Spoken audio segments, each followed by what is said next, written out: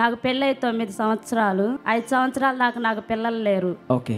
నేను ప్రైవేట్ హాస్పిటల్లో నర్సుగా చేస్తాను. ఈ 5 సంవత్సరాలు కూడా చాలా మంది చాలా అవమానంగా ఒట్టుకొండవా నీటి గట్టికొండవా అన్నట్టుగా ఇన్ని సంవత్సరాలైనా నీకు పిల్లలు లేరు, హాస్పిటల్లో చేస్తున్నావు, నువ్వు కూడా నర్సువే కదా అని హేళనగా మాట్లాడారు.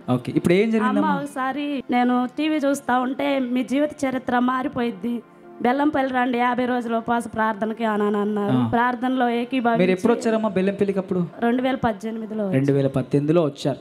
తర్వాత ఏం జరిగిందమ్మా? తర్వాత ఇంకా శనివారం పూట లాక్డౌన్ అయింది. శనివారం యూట్యూబ్లో వస్తుంటే ఉపవాసం ఏకీభవించాను. ఇంట్లోనే ఉండి ఏకీభవించినప్పుడు నేను 2 శనివారాలు ఉపవాసం ఉండి ప్రార్థన చేసుకునేటప్పుడు నేను పడిపోయాను అనమాట. మీకు తెలుసా అమ్మా పడిపోయిన విషయం? పడిపోయి మళ్ళీ తర్వాత నా అంతట నేనే లేచాను. ఓకే. ఇంక తర్వాత ఈ బాబు పుట్టాడు. గట్టిగా చెప్పలు కొడదాం.